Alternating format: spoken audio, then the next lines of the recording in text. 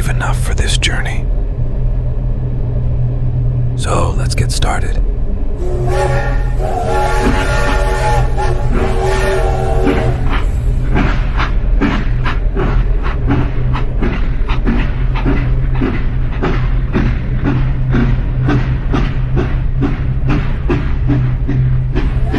Hello everyone. Today, the horror train takes you to 2 paranormal events recorded in the world.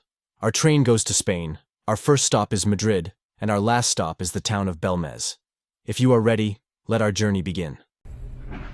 The Vallecas case deals with a series of events that took place in an apartment in Madrid. The incident is Spain's most well-known paranormal case. The main name of the Vallecas incident is Estefania Gutiérrez Lázaro, a young girl. Estefania, who lives with her family in Madrid, is a young girl who is closely interested in supernatural events. One day, at school, he and his 2 friends try to communicate with invisible beings using a Ouija board. Even though their teacher saw them and broke the board, their friends say that the incident went differently. So much so that it is said that before the teacher arrived, smoke emerged from the Ouija board, and this smoke was inhaled by Estefania. From this moment, Estefania begins to change. Although at first everyone thinks that it is a condition caused by adolescence, in the following days they experience events such as insomnia, hallucinations, and epileptic seizures. Estefania tells those around her that faceless, cloak-wearing human forms that come to visit her at night want to take her with them. Even though his parents took him to the doctor, no reason could be found behind what happened. The peak date of the attacks on Estefania was July 13th, 1991. Estefania attacks her sister Marianela and foams at the mouth in the process.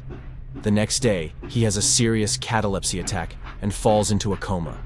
Even though he was taken to the hospital, he died that night. His autopsy stated sudden and suspicious death. After Estefania dies, paranormal events in the family's home increase. Ana Gutiérrez hears screams from Estefania's room and the laughter of an old man at night. Doors open on their own, objects move, and windows break. One night, Mother Gutiérrez even felt someone touching her hands and feet. While these events were taking place, on November 1, 1993, Estefania's photo hanging on the wall in the living room was burning. Nothing in the room is damaged except for the photo burning inside the frame. On November 27th, the family decides to call the police, and when Inspector José Negri and his team come home at night, they find the people in the house outside in the rain. While several police officers are talking to the family, Inspector Negri and 2 other police officers enter the house. Negri, who prepared a report of what he saw after his inspection, recorded the first paranormal case in the police records in the history of Spain. Inspector Negri's report states that the police officers saw the wardrobe door opened harshly in his face, loud noises coming from the balcony, brown slime on the bedside table, and a cross on the floor when they entered the house, although it was on the wall when they left the house. There were 3 claw marks on the wall where the cross was taken, as if it had been removed from the wall. The police say they cannot do anything about this incident and evacuate the apartment.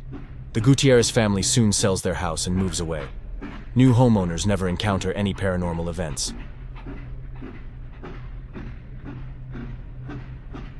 This mysterious event started in 1971, when a stain began to appear on the kitchen floor of the couple Maria and Juan. When they come the next day, they see that the stain has taken the shape of a face, and Maria tries to erase the stain but is unsuccessful. Afterwards, they break the ground and pour new concrete on it, and a week later, the same face appears on this concrete. Even though the family was horrified by this situation and decided to break the concrete again, the concrete was taken away for examination by the authorities, and at that time, an investigation was started at the house. Under the house, there are piles of headless skeletons dating back to the 1200s. The mystery of these faces cannot be solved, and different faces appear in various parts of the house. The faces on the wall are becoming more distinct, and their facial expressions are changing day by day. It is thought that the expressions of these faces change depending on the person looking at them. Some look like they're smiling, while others look angry. One of the researchers said that while doing research at home, someone touched the back of his neck at 4 different times, and when he returned, he saw a silhouette. However, years later, it was revealed that all the faces on this wall were faces drawn with paint and acid by Diego, the son of the house. but they did not tell the truth to anyone for a long time in order to attract tourists. But the mystery of the skeletons and spirits found under the house is still unsolved. Thank you for being with me on this journey. For more videos like this, please don't forget to like the video, subscribe, and turn on notifications.